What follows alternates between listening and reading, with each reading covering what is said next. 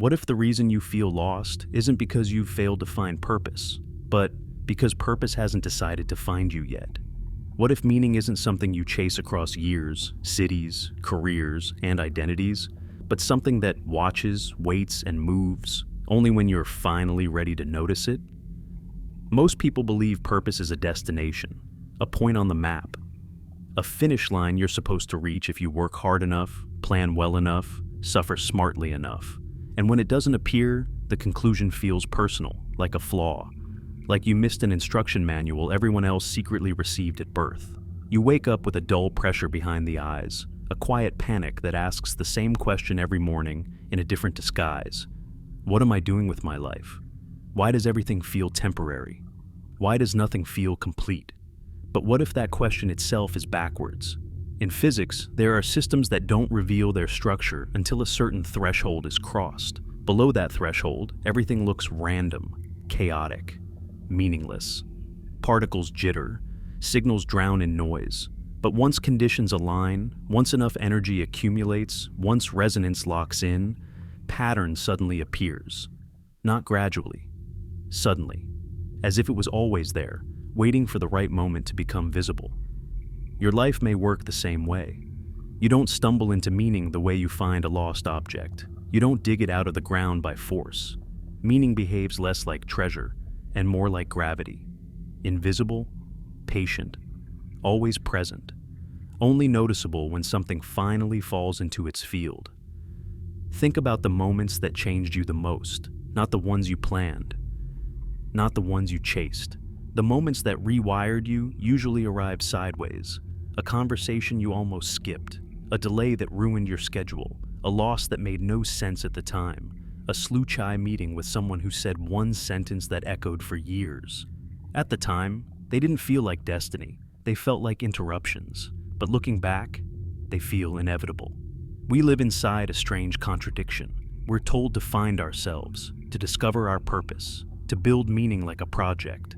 Yet, the most meaningful experiences in human life, love, insight, transformation, grief, awe, are almost never under conscious control. You can't force yourself to fall in love. You can't schedule a revelation. You can't demand wisdom on a deadline. These things arrive when conditions are right, not when your ego asks for them. So why do we treat purpose differently? There's a quiet discomfort in modern life that no productivity system can solve. You can optimize your habits, track your goals, improve your health, curate your image, and still feel like something essential is missing. Not broken, missing. Like a room in your life that remains locked no matter how many keys you collect. And the more aggressively you try to break that door open, the more distant it feels. That's not because you're failing. It may be because purpose does not respond to pursuit. It responds to readiness. In nature, timing is everything. A seed does not grow the moment it is planted. It waits. It listens to temperature, moisture, season, pressure. Push it too early, and it dies. Ignore it too long, and it rots. Growth happens when invisible conditions converge, not because the seed wants it, but because the environment allows it. Human meaning may follow the same law. There's a reason why so many people report that clarity arrives after surrender, after burnout, after heartbreak, after loss strips away the illusion of control. It's not because suffering is noble, it's because suffering often dismantles the false structures we mistake for identity. It quiets the noise, it lowers the defenses, it creates space, and space is where meaning enters. Neuroscience tells us the brain is not a passive recorder of reality. It's a prediction machine. It filters, it deletes, it prioritizes. Most of what exists around you never reaches awareness. You don't see reality as it is. You see what your mind decides is relevant. Purpose may not be absent from your life. It may simply be filtered out because it doesn't fit the story you're currently telling about who you are supposed to be. You chase meaning that matches your expectations. And in doing so, you ignore the meaning that contradicts them. What if purpose doesn't look like success? What if it doesn't feel like certainty? What if it initially feels like disruption, like confusion, like an uncomfortable pull towards something you can't explain and don't yet respect? The universe has no obligation to be convenient. In cosmology, the structures that give the universe its shape galaxies, stars, planets, emerge from instability. Perfect uniformity produces nothing. It's imbalance that creates form. Small fluctuations in the early universe amplified over time, eventually becoming everything you see. If those irregularities were smoothed out too quickly, no structure would exist at all. Order was born from disturbance. Your life may be following a similar arc.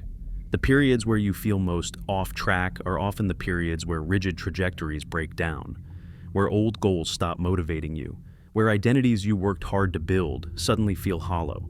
That's terrifying. But it may also be structural, like gravity pulling debris into a new configuration, like a system reorganizing itself around a deeper pattern you haven't recognized yet. The problem is, we interpret uncertainty as failure, silence as absence, delay as rejection. But what if delay is calibration? Think about how often life refuses to cooperate just when you think you know where you're going. Plans collapse for reasons that feel absurdly specific. Opportunities appear, then vanish.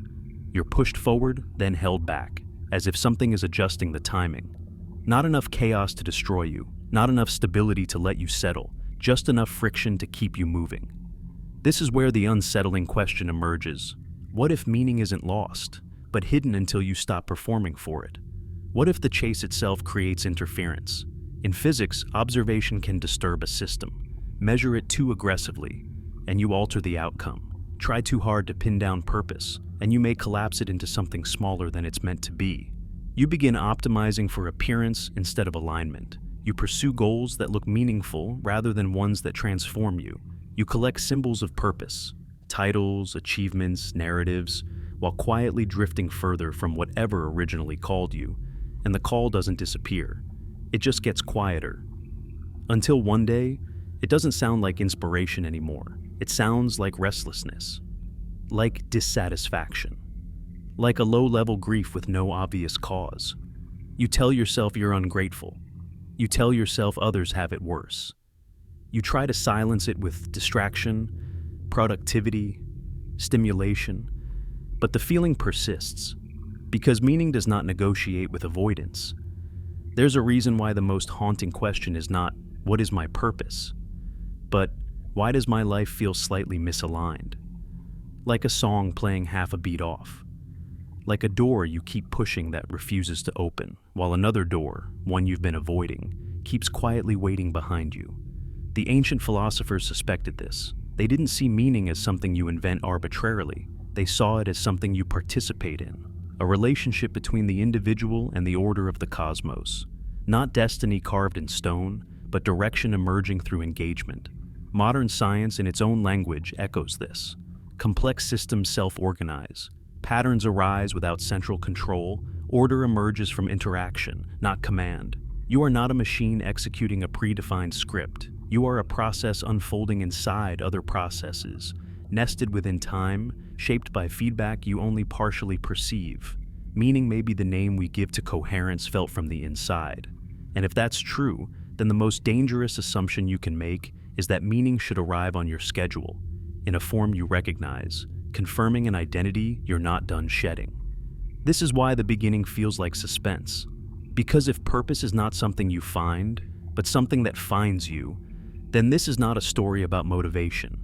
It's a story about timing, about thresholds, about the moment when your inner noise quiets enough for something older, deeper, and more precise to finally speak. And if meaning is moving toward you, slowly, patiently, adjusting conditions while you interpret the waiting as emptiness, then the question is no longer why you feel lost. The question becomes far more unsettling. What is meaning waiting for you to become before it arrives? Why does everything in your life feel delayed, until suddenly it doesn't? Why does nothing move for years, and then in a single season everything accelerates? Decisions, encounters, consequences, like time itself change speed. If purpose were truly random, this rhythm wouldn't exist. Yet, almost everyone recognizes it. Long stretches of stillness, then sudden convergence, as if life was waiting for a precise internal alignment before allowing anything meaningful to lock into place. Physics has a word for this: resonance. A system can be exposed to energy again and again, yet nothing happens. Push it slightly off frequency and the force dissipates, but hit the exact frequency, even gently, and the system responds with explosive efficiency. A bridge can withstand wind for decades, then collapse on a calm day because the vibration finally matched its natural rhythm. The force wasn't stronger, the timing was correct. Human lives may not break apart like bridges, but they do reorganize the same way. You don't change when effort peaks, you change when timing clicks. This is why forcing progress often feels exhausting and unproductive. You push harder, plan more, optimize further, and still feel like you're running in place.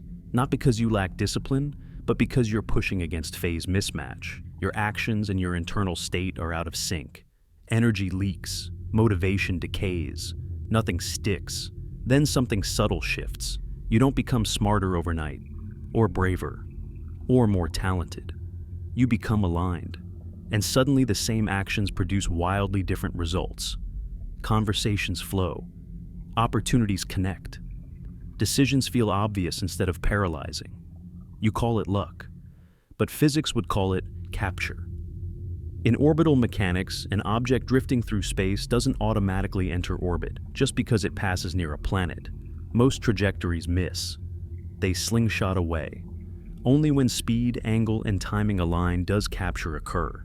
When a wandering object becomes bound, no longer drifting, now part of a larger system. Purpose may work like gravitational capture. For years, you drift. You sample lives, roles, versions of yourself. You feel untethered. But then, without fireworks, without announcement, your trajectory bends. You don't notice immediately. Only later do you realize you're no longer floating freely. You're in orbit around something that now holds you. This is why purpose rarely announces itself with certainty at the beginning. It announces itself with pull. A quiet pull toward ideas you can't explain. Toward questions that refuse to let go.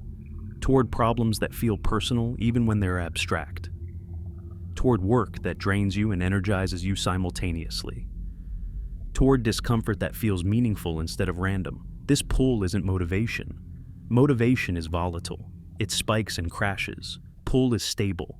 It persists even when you're tired, afraid, or bored, especially then.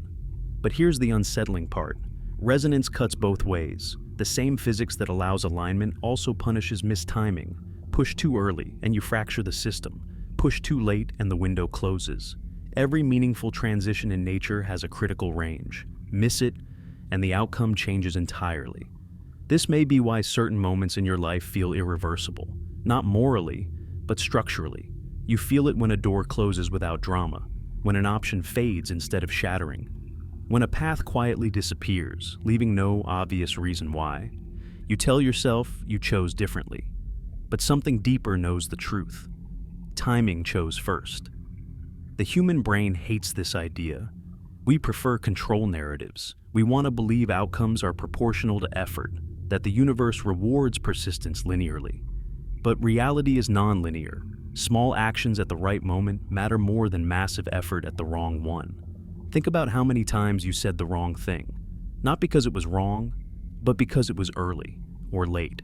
The same words spoken a month later would have landed differently. The same decision, made earlier, would have failed. Timing transformed the meaning. Why would purpose be any different? What if the reason you feel restless isn't because you're behind, but because you're ahead?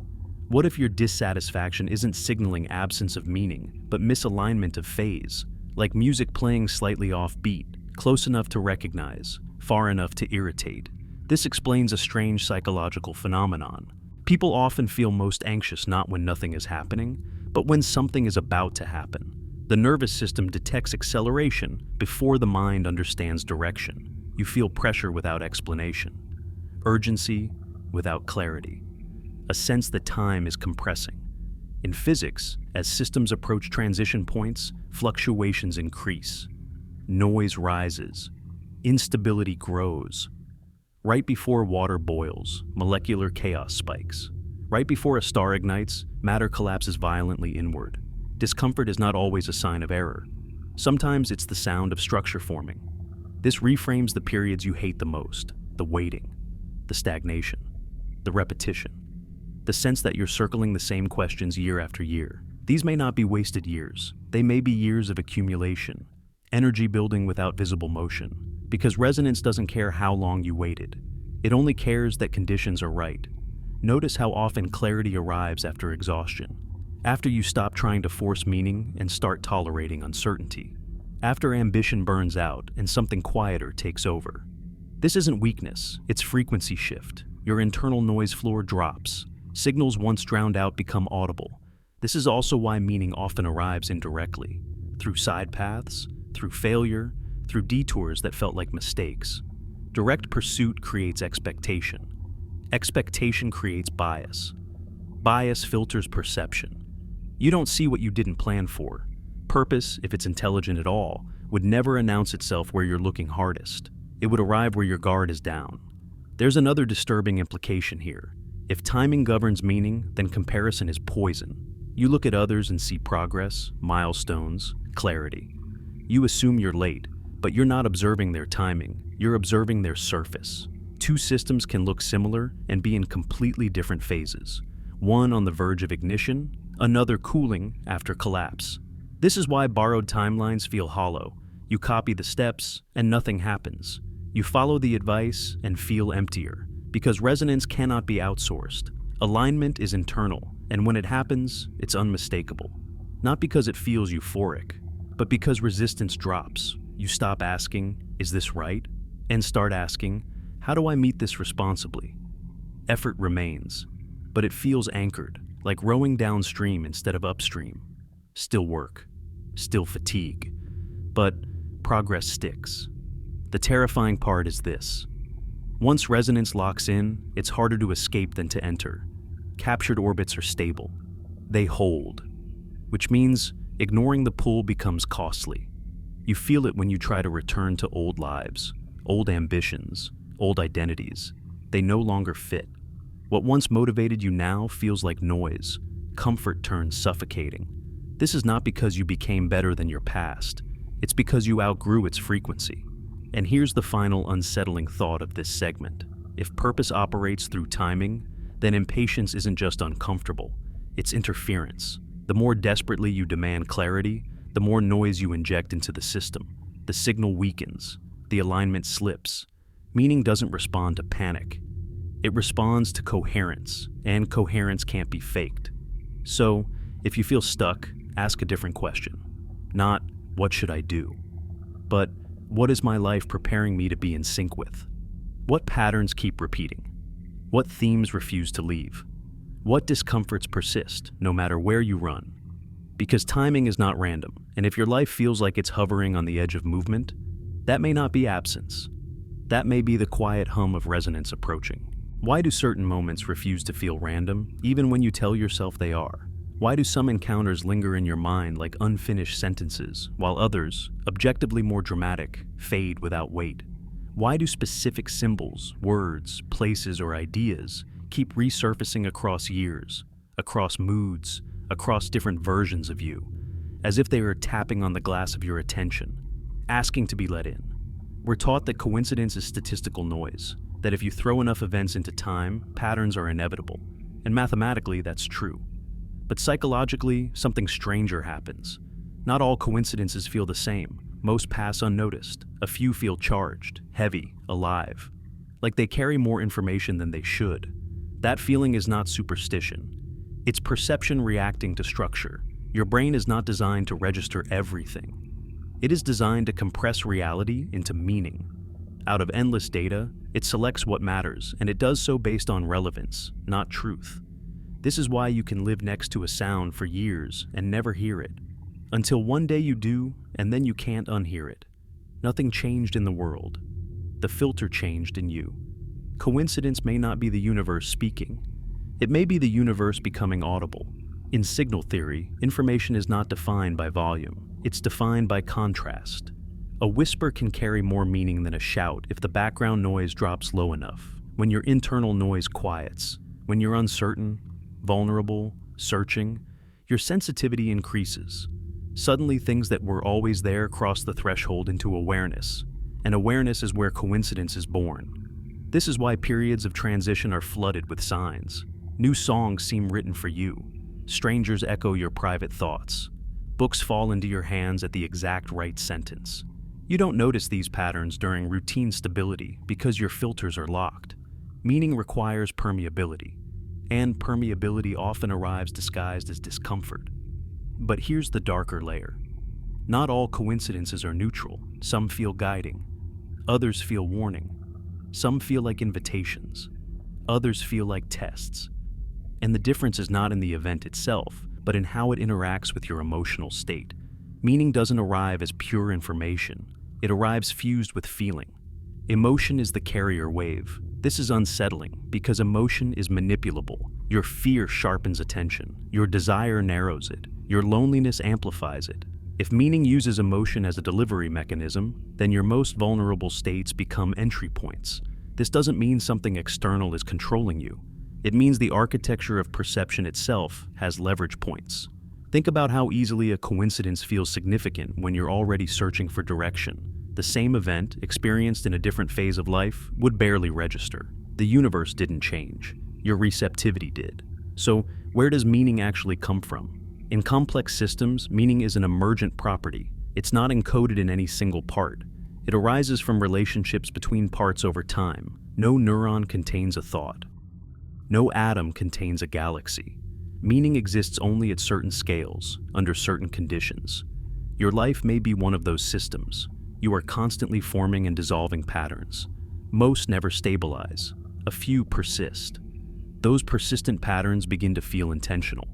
Not because they were planned, but because repetition creates structure. Structure creates predictability. Predictability creates the sensation of direction. And direction feels like purpose.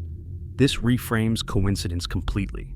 Instead of asking whether events are meant to happen, a more accurate question might be, why did this pattern survive while others died out? Why did this idea stick? Why did this relationship keep reappearing in different forms? Why did this question refuse to leave? In evolution, traits persist not because they are ideal, but because they are adaptive within a specific environment. Meaning may be adaptive information. It persists because it helps you navigate the next phase of your life, even if you don't consciously understand how. That's why meaning often arrives ahead of comprehension. You feel drawn to something long before you can justify it. You feel resistance to something long before you can explain why. You call it intuition, or anxiety, or gut feeling. But at its core, it may be pattern recognition operating below language. Your conscious mind is always late to the meeting. This creates a strange tension. You want clarity, but clarity often destroys the very sensitivity that allowed meaning to surface in the first place. The moment you explain something too neatly, you stop listening. The pattern loses its grip. You move on, sometimes prematurely. This is why some truths feel fragile. You sense that naming them too loudly will break them, like waking from a dream and trying to describe it before it dissolves. Meaning has a half-life. It must be acted on before it's fully understood, or it fades.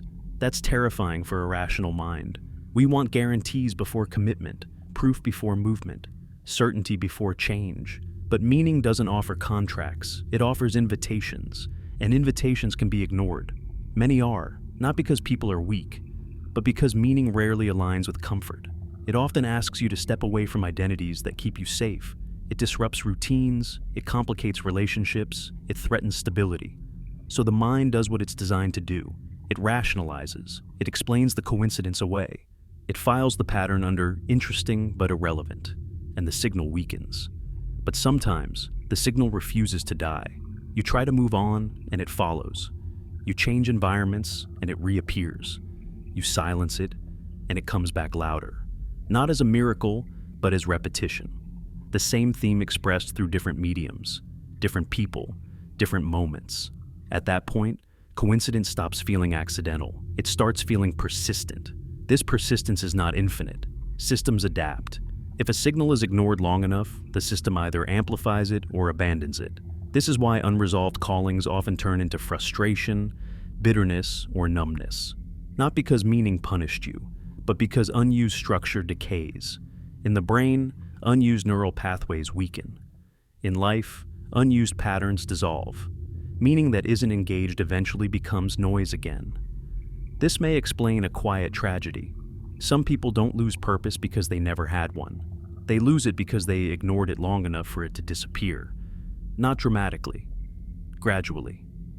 The pull fades, the coincidences stop registering, life becomes flat, manageable, efficient, and strangely empty. Not everyone experiences this. Some notice the pattern early. Some feel the pull and respond before certainty arrives. They don't always succeed. They often fail publicly. But they stay in dialogue with meaning. They treat it as a relationship, not a possession. That relationship evolves. What felt like a calling at 20 feels naive at 40. But the underlying theme remains. The same questions, refined, the same pull, redirected. Meaning matures as you do. It doesn't reveal its full shape at once because you wouldn't recognize it. So, if coincidence feels loud right now, that's not necessarily because something magical is happening. It may be because something is stabilizing. Your attention is converging. Your emotional bandwidth is narrowing. Your internal noise is dropping just enough for a signal to stand out. Not a voice, not a command, a pattern. And patterns don't tell you what to do. They tell you where to look. The danger is mistaking the sign for the destination, idolizing the coincidence instead of following the trajectory it suggests. Meaning does not live in symbols. It lives in movement, in response, in participation. Coincidence is a doorway, not a room. And here's the most unsettling possibility of all. If meaning communicates through patterns, then confusion is not the opposite of purpose. Confusion is the entry state, the moment where old frameworks break down enough for new coherence to form. The discomfort you feel may not be absence of direction, but the shedding of an outdated one, which means this story is not building toward certainty. It's building toward responsibility, because once you notice the pattern, you can't unsee it. You can ignore it, but you'll feel the cost. You can follow it, but you'll risk everything familiar. Meaning doesn't force, it waits. And waiting is its test. Not to see if you're worthy, but to see if you're willing. Why does the moment you decide to chase purpose, it seem to move farther away? Why does clarity evaporate the instant you demand it, like fog dissolving when you reach out to touch it? And why do the people who appear most certain about their purpose often feel the most brittle, the most afraid of losing the story they've built around themselves? There is a trap hidden inside the modern idea of purpose, a quiet one. It convinces you that meaning is something you must pursue aggressively, optimize relentlessly, and prove visibly. That if you don't look purposeful, you must not be living correctly. And once that idea takes hold, your attention stops listening and starts performing. This is where the signal collapses. In science, measurement is not neutral. To observe a delicate system is to disturb it, shine light on certain particles, and their behavior changes. Try to pin them down too precisely, and you destroy the very information you were seeking. Not because reality is cruel, but because interaction alters outcome. Purpose may be just as sensitive. The more desperately you try to define it, the more rigid your expectations become. And rigidity is the enemy of emergence. You begin filtering reality not for truth, but for confirmation. You notice only what fits the image you want. You reject what threatens the narrative you've already invested in. And slowly, without realizing it, you stop seeing. This is why chasing purpose often produces hollow substitutes, roles that look meaningful, titles that sound important, lifestyles that photograph well. You collect symbols instead of substance. You mistake motion for direction, activity for alignment. From the outside, it looks like progress. From the inside, it feels strangely numb. This numbness is not laziness, it's signal loss. Your nervous system knows when you're misaligned, even when your mind insists you're doing everything right. That quiet heaviness, that low-grade dissatisfaction you can't justify. That's not ingratitude, it's feedback. The system telling you that your actions are no longer resonant with the deeper pattern trying to form. But instead of listening, most people double down. They chase harder, they set louder goals, they demand clearer answers. And in doing so, they create so much internal noise that nothing subtle can survive. Meaning doesn't shout over your desperation. It waits until you stop yelling at yourself. There's a paradox here that almost no one wants to accept. Purpose is not attracted to certainty.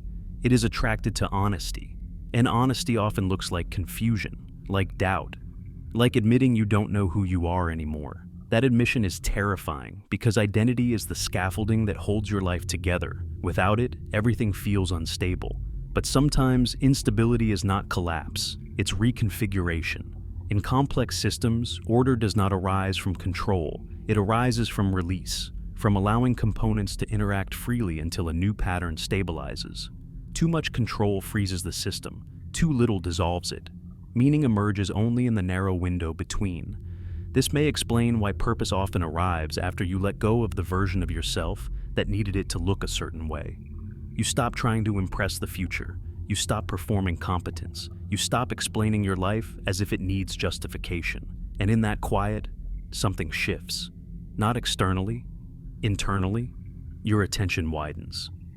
Your defenses soften. You become available to information you previously dismissed.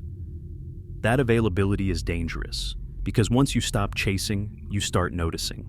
And noticing reveals things you've been avoiding, desires that don't match your plan, talents that don't fit your identity, questions that threaten the stability you worked so hard to build.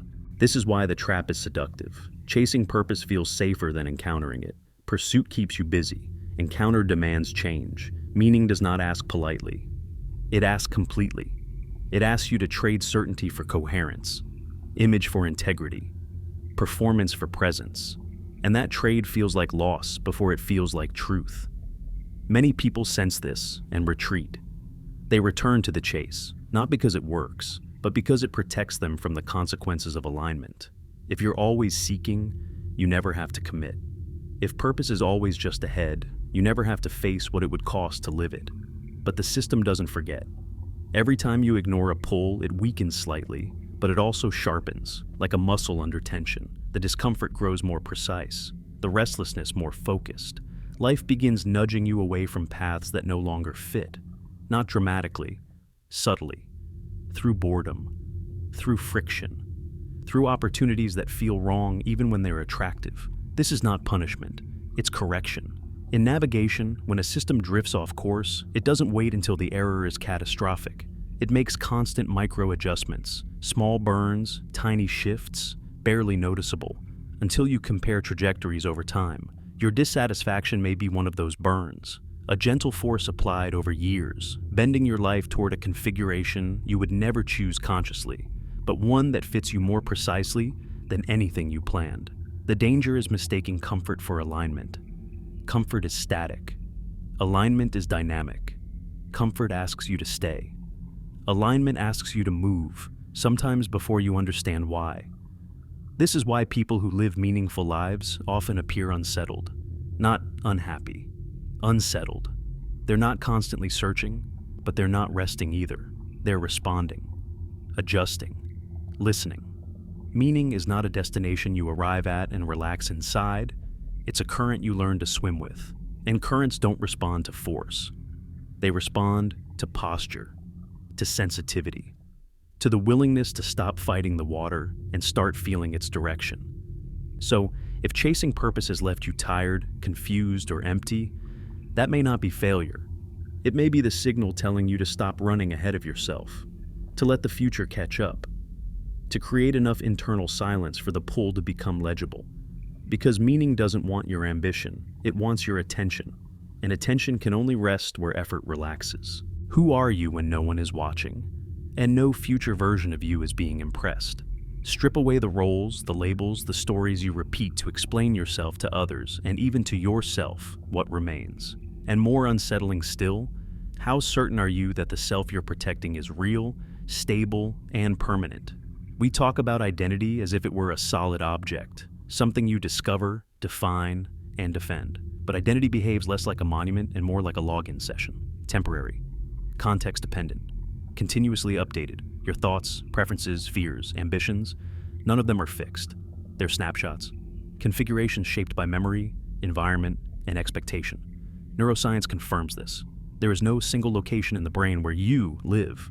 No core self-pulling levers. What you experience as identity is a pattern, distributed, adaptive, constantly rewritten. Even your memories are not recordings. Each time you recall them, they change. The past you rely on to define yourself is quietly edited every time you look at it. So when you say, "This is who I am," what you really mean is, "This is the version of me that has survived so far." That realization is destabilizing, because if identity is fluid, then the idea of a fixed purpose collapses with it. How can one permanent meaning belong to a self that is always changing? But that collapse may be the beginning, not the end. In cosmology, objects don't maintain form by resisting change. They persist by adapting to it. Stars are not static balls of light. They are ongoing processes. Nuclear reactions balancing collapse and explosion in every moment. The moment that balance fails, the star either dies or becomes something else entirely. Your identity may operate under the same principle. You are not meant to preserve yourself. You are meant to metabolize experience, to let old versions of you burn out so new configurations can form. Purpose doesn't attach to who you were. It attaches to what you're becoming. This is why meaning often feels incompatible with your current identity. It asks questions your self-concept can't answer.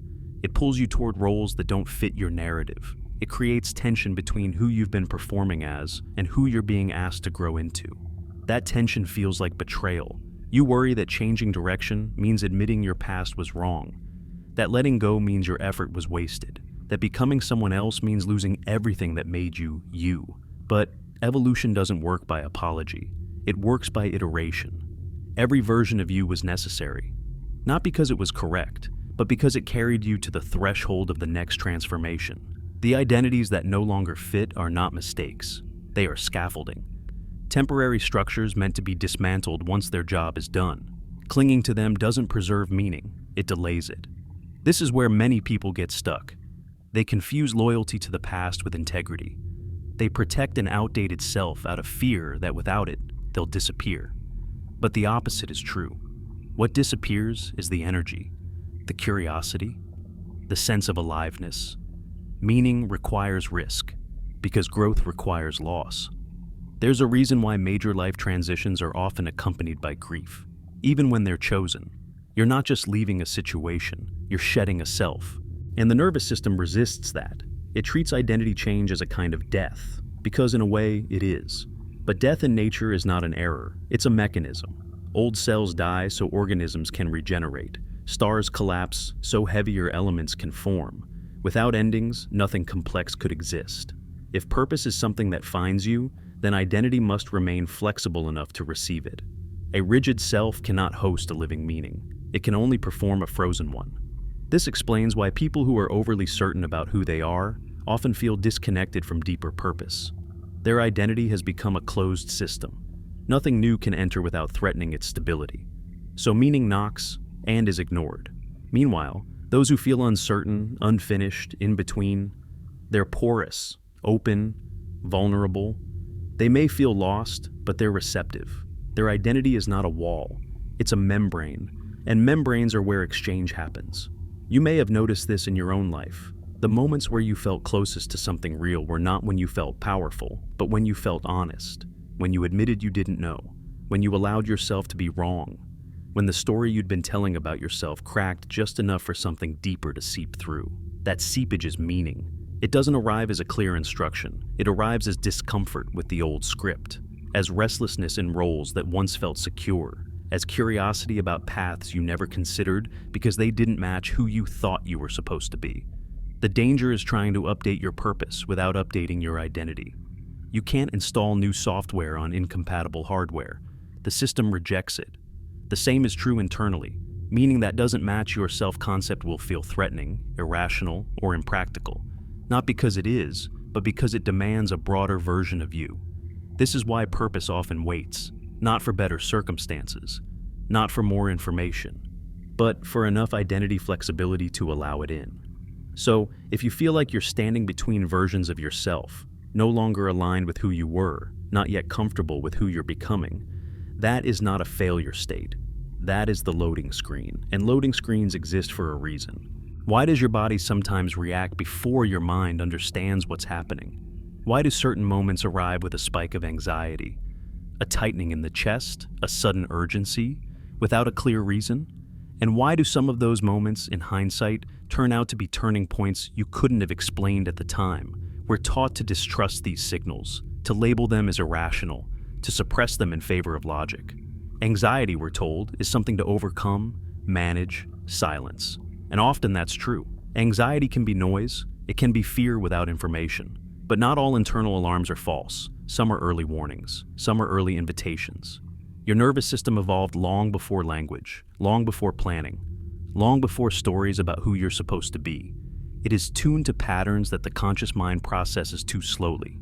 Changes in environment, shifts in social dynamics, subtle cues that something is about to change. By the time your thoughts catch up, your body has already voted. This is why anxiety often precedes clarity. In complex systems, early warning signals appear before major transitions. Fluctuations increase, instability rises, the system becomes sensitive to small disturbances. Scientists see this before earthquakes, before ecological collapse, before phase changes. The system doesn't know exactly what will happen, but it knows something is coming. Your body may work the same way, that restless energy you can't explain. The feeling that time is speeding up or compressing. The sense that staying where you are is becoming unbearable, even if nothing is wrong. These sensations are often dismissed as weakness, but they may be the nervous system detecting a mismatch between your current life and your emerging trajectory. The problem is, anxiety feels bad. It doesn't arrive with context. It doesn't tell you what to do. It just creates pressure. And pressure without explanation feels like danger. So you try to escape it. You distract yourself. You numb it. You rationalize it away. You tell yourself to be grateful. You tighten control, and sometimes that works, temporarily. But the signal doesn't disappear. It mutates. It finds other channels: fatigue, irritability, boredom, a sense of being trapped in a life that technically works but feels increasingly unreal. This is where the confusion deepens, because intuition and anxiety can feel identical in the body. Both create urgency.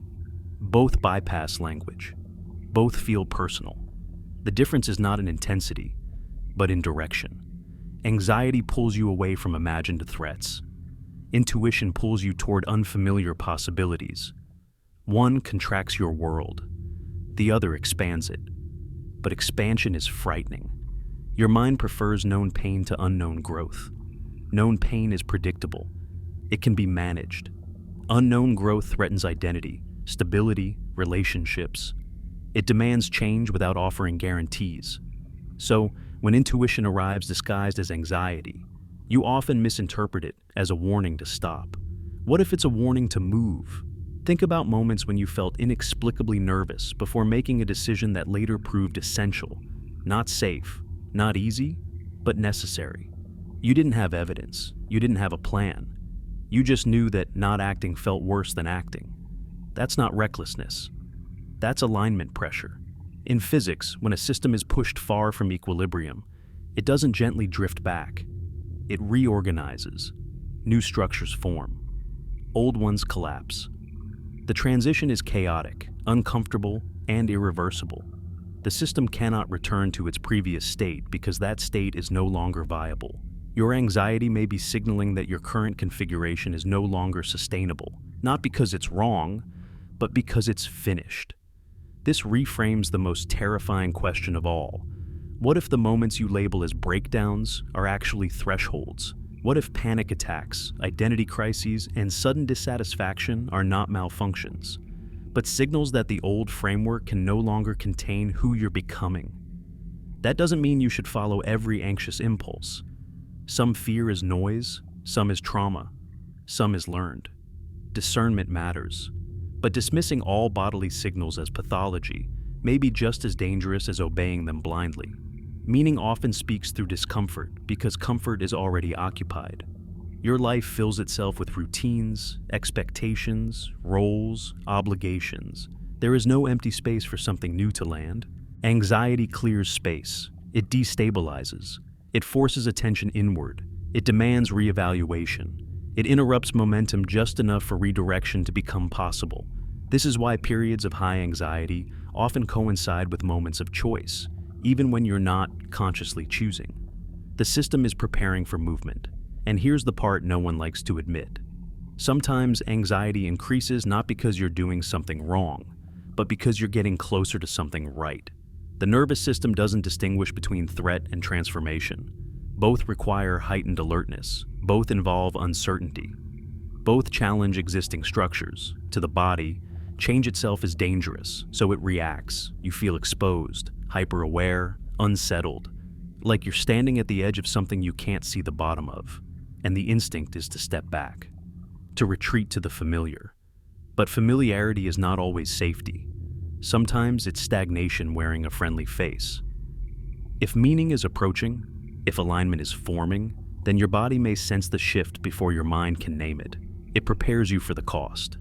Because meaning always has a cost. It asks you to leave something behind, to disappoint someone, to risk failure, to step into responsibility you can't yet fully comprehend. Anxiety is the price of anticipation. The danger is numbing it without listening. If you silence the signal too effectively, you may also silence the guidance. The challenge is not to eliminate anxiety, but to decode it, to ask what direction it's pointing toward, not just what it wants you to avoid. This requires stillness, honesty, patience. You don't resolve anxiety by forcing certainty. You resolve it by increasing coherence between your inner state and your outer life, by making small moves that reduce internal contradiction, by responding, not reacting. Meaning doesn't demand heroics, it demands alignment. And alignment begins when you stop asking how to feel better and start asking what needs to change. Why do certain people enter your life at moments that feel too precise to dismiss? Why do some connections arrive gently while others feel like collisions? Disruptive, unforgettable, impossible to ignore?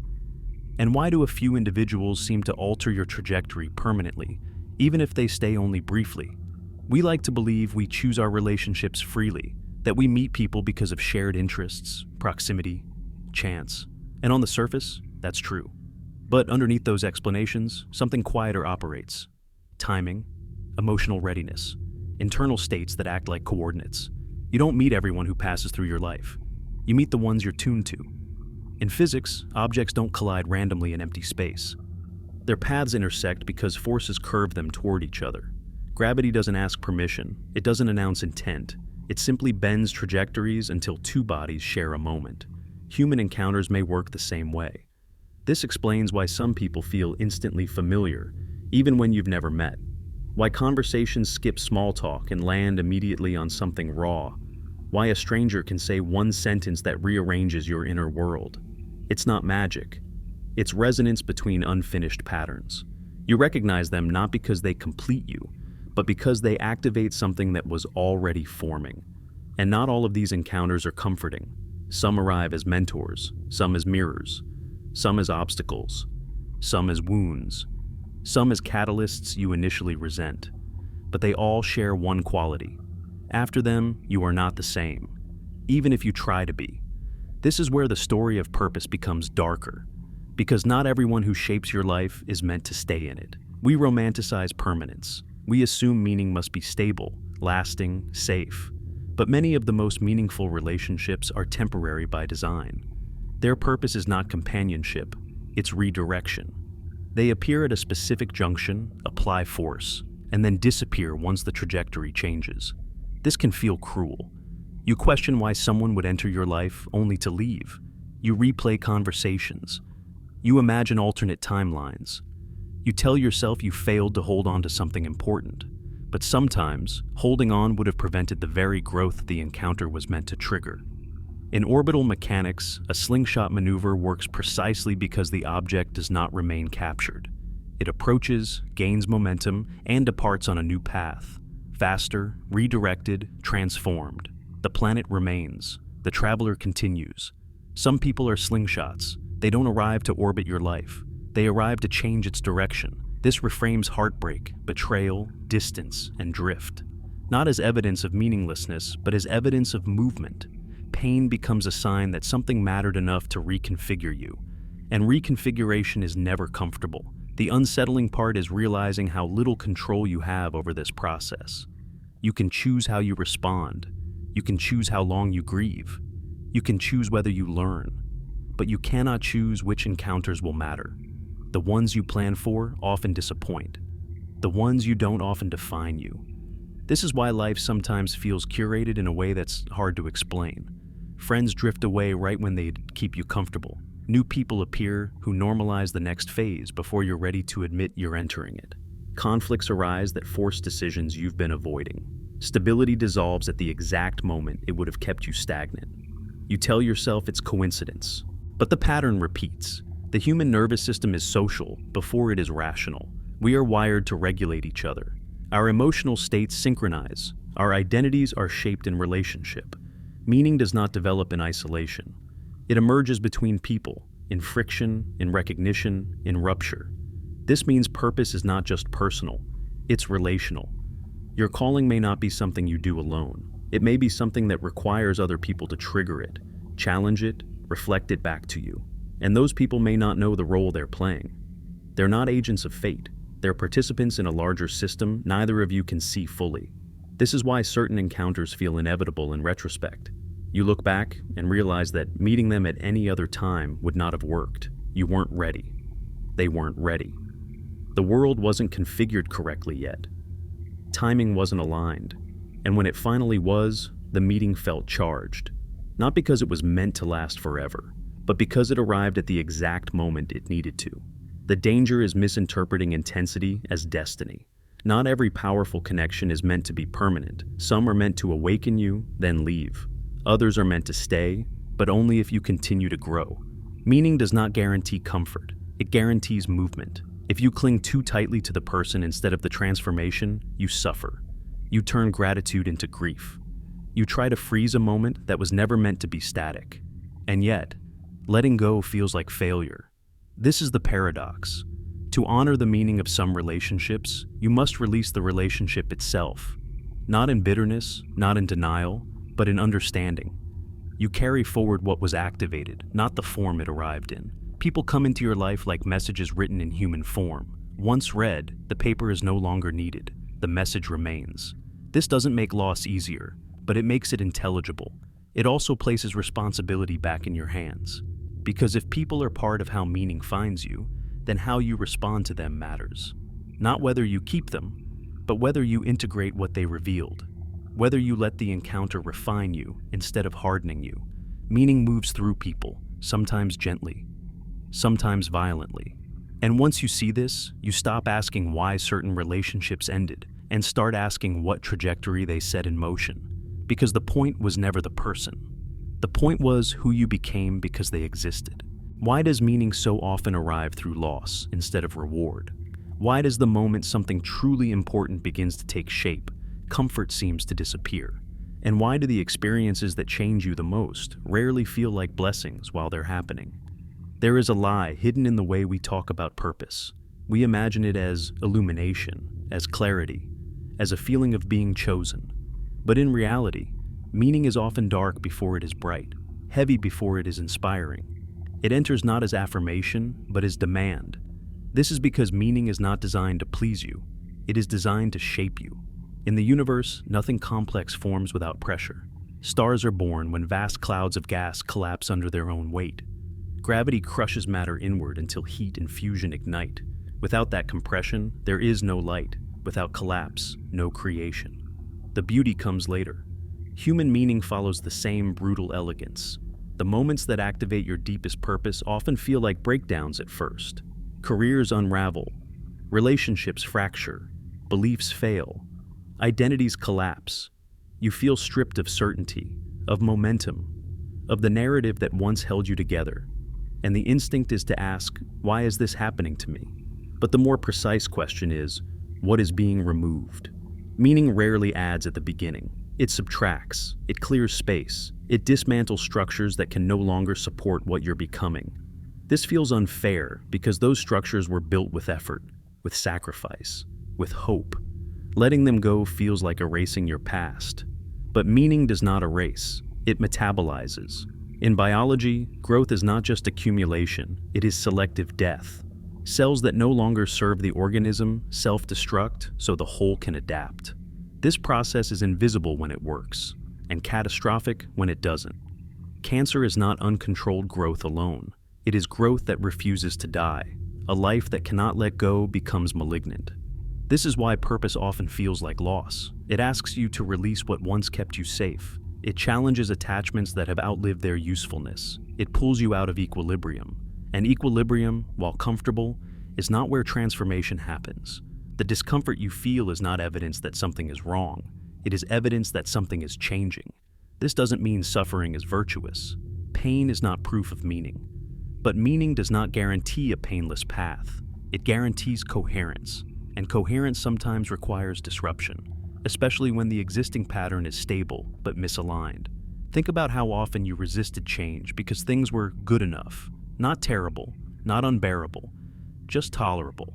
Meaning does not settle for tolerable. It doesn't destroy it immediately, but it destabilizes it.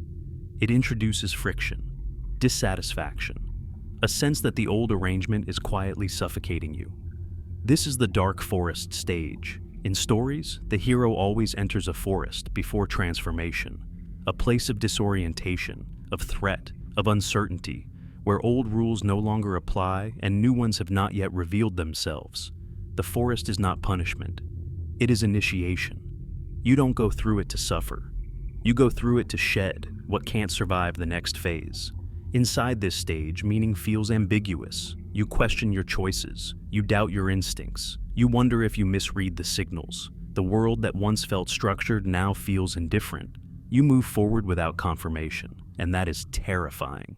But this is also where depth is formed. People who have never been disoriented tend to confuse confidence with clarity. They speak loudly. They move decisively. But their lives often lack gravity. They haven't been compressed enough to ignite. They haven't been forced to confront the limits of their understanding. Meaning doesn't avoid those limits. It pushes you into them. This is why people on the path of genuine purpose often appear quieter, more measured, less certain. Not because they know less, but because they've learned how much they don't control. They've seen what happens when identities collapse. They've felt the cost of alignment. They're not chasing fulfillment. They're responding to responsibility. There is a hidden bargain in all of this. Meaning gives you depth, but it takes innocence. You lose the ability to believe in simple narratives, easy answers, guaranteed outcomes. You trade optimism for honesty, comfort for coherence, and that trade can feel like grief. You grieve the version of yourself who believed life would make sense if you did everything right. You grieve the illusion that purpose would feel rewarding from the beginning. You grieve the idea that meaning would protect you from pain instead of asking you to move through it. But on the other side of that grief is something steadier, a sense that your life is no longer arbitrary.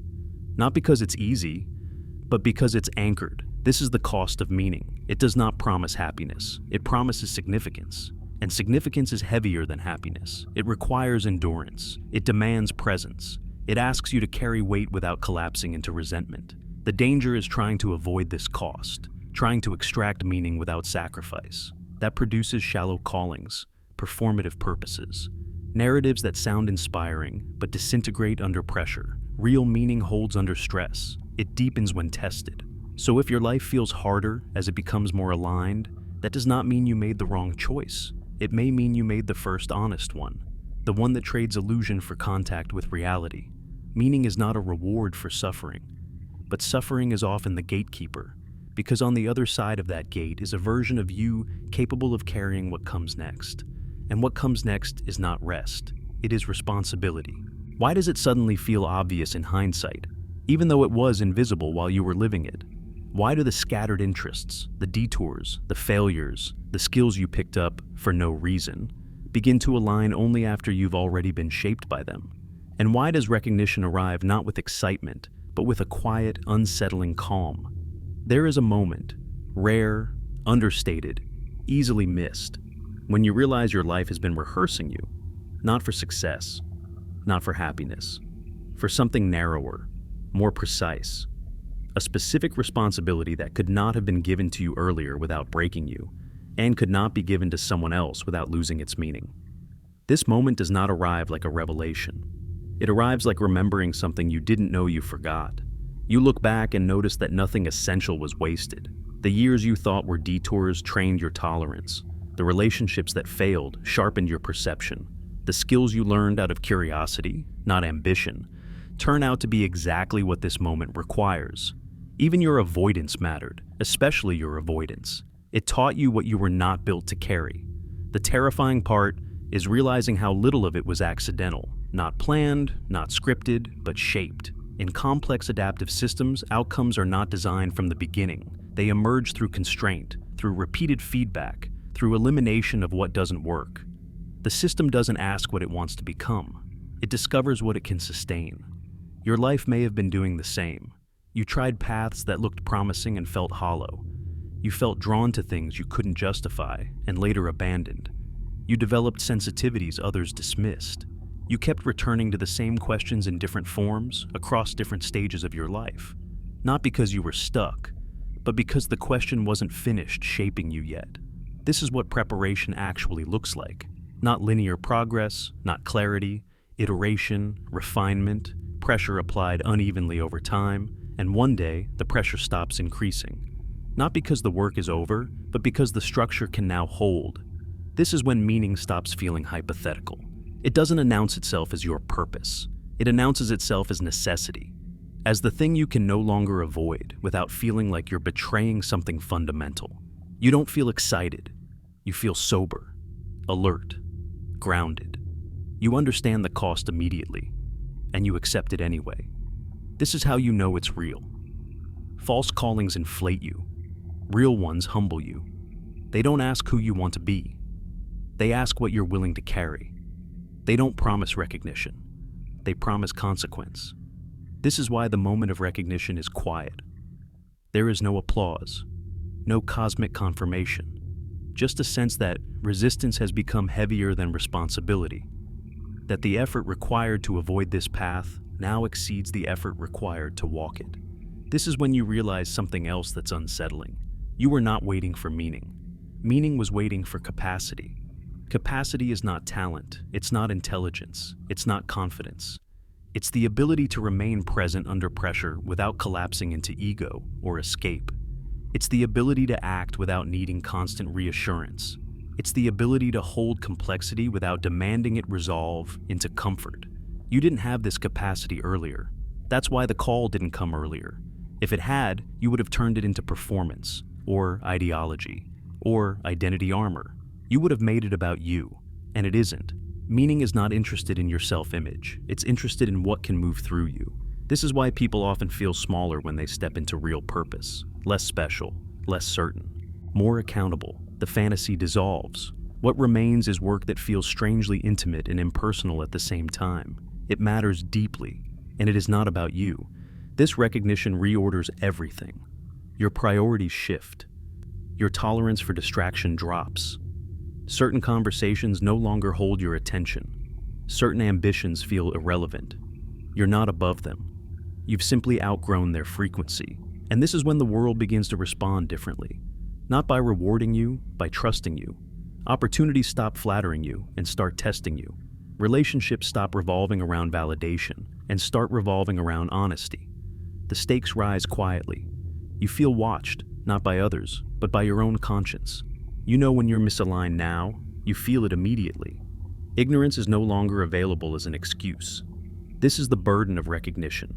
Once you see the pattern, you cannot unsee it. Once you understand what your life has been organizing around, you can't pretend it was random. You can still walk away, but you'll know exactly what you're walking away from. And that knowledge has weight. Some people retreat at this point, not because they're weak, but because the cost feels too high. They return to familiar ambitions. They re-enter old identities. They tell themselves it was just a phase, and the world allows it. There is no punishment, no collapse, just a gradual dimming. Others step forward, not dramatically, not confidently, but honestly. They take the next small action that aligns with what they know. They don't announce it, they don't brand it. They respond. And in that response, something locks in. The preparation phase ends. The participation phase begins. This is where life stops feeling like a search and starts feeling like a dialogue. You act. Reality answers. You adjust. It responds again. Meaning is no longer a question. It's a relationship. Dynamic. Demanding. Alive. And here's the final realization that changes everything. The preparation never ends, but it changes form. You are no longer being shaped for recognition. You are being shaped for stewardship. Because meaning does not belong to you. It moves through you towards something larger than your understanding. And once you realize that, the last question is no longer about finding purpose. It's about whether you're willing to let your life be used by it. What if the ending you've been waiting for was never meant to feel like closure? What if meaning doesn't arrive with a sense of completion, but with a quiet continuity, like a sunrise that doesn't announce itself, yet changes everything once it's there? We are taught to expect conclusions, final answers, moments where the story resolves and we finally understand what everything was for. But meaning does not obey narrative convenience. It does not wrap itself neatly around your life and explain it back to you. It settles into you slowly, like light filling a room you've been living in for years without realizing how dim it was. This is why the arrival of meaning often feels ordinary. Not trivial, but grounded.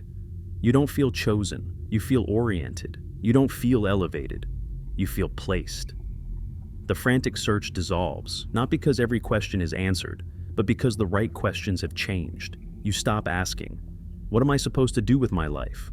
And you start asking, "How do I do this honestly?" That shift is everything.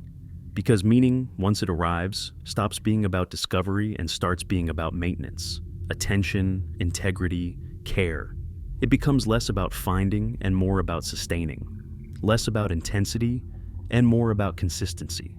This is where many people get confused. They expect meaning to feel dramatic forever, to keep producing revelation after revelation.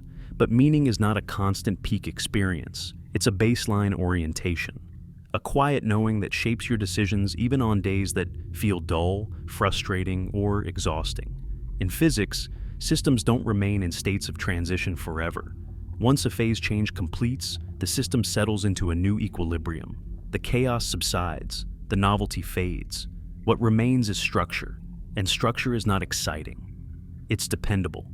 This is the phase where meaning becomes invisible again, not because it's gone, but because it's integrated, like breathing, like gravity. You stop noticing it because it's doing its job. This is also where responsibility deepens. When meaning first appears, it feels personal, intimate, like a secret between you and something larger. But over time, you realize it doesn't exist for your fulfillment alone. It connects you to others. It shapes how you show up, how you speak, what you tolerate, what you refuse to ignore. Meaning expands outward. You begin to understand why it waited. If it had arrived earlier, you would have made it about identity, about being special, about having an answer others didn't. But now, it arrives stripped of glamour. It arrives as service, as contribution, as alignment between what you are capable of and what is needed. This is not romantic. It is stabilizing. And stabilizing is powerful. You begin to notice something else that's subtle but profound. The anxiety that once drove you doesn't disappear, but it loses its authority. The restlessness that once haunted you doesn't vanish, but it becomes directional. You still doubt. You still hesitate. You still feel fear. But fear no longer runs the system. It becomes information, not command. This is what people mean when they say they feel at peace. Though peace is a misleading word, it's not calm, it's coherence. The inner arguments quiet down. The constant negotiation between who you are and who you think you should be begins to resolve. Not perfectly, sufficiently. And that sufficiency is liberating. You stop trying to optimize your life for meaning. You let meaning optimize your life for reality. You make choices that make sense even when they don't impress. You choose depth over speed, truth over appearance. You disappoint people less by trying to be everything, and more by being consistent. This is when you realize the documentary you thought you were living, the dramatic search, the existential crisis, the endless questioning, was not the main story. It was the prologue. The real story is quieter. It's the long arc of showing up when it's inconvenient, of staying present when nothing feels extraordinary, of continuing to align when no one is watching, of carrying something that matters without needing constant affirmation. Meaning does not reward you for this. It relies on you, and that reliance changes how you experience time. The future stops feeling like an answer key. The past stops feeling like a mistake. Both become resources. You draw from them without being trapped by them. You're no longer waiting for your life to begin. It's already underway. This is why the ending does not feel like an ending, because meaning is not a destination you arrive at and rest inside. It's a relationship you maintain. Some days it feels close, some days it feels distant, but it's no longer absent. It's no longer theoretical. It's something you participate in, and participation is ongoing. So, if you're listening to this and feeling a strange mixture of relief and unease, that's appropriate. Relief because the search may not be endless. Unease because meaning does not absolve you, it engages you. You are no longer asking for a sign. You are becoming one, not in a mystical sense, in a practical one, through how you live, what you protect, what you refuse to betray. Meaning becomes visible through you, not as an idea, but as a pattern of choices. And here is the final truth that ties everything together. You were never broken for feeling lost. You were not late. You were not missing something obvious. You were inside a process that cannot be rushed, cannot be copied, and cannot be explained from the outside. Meaning did not abandon you. It waited.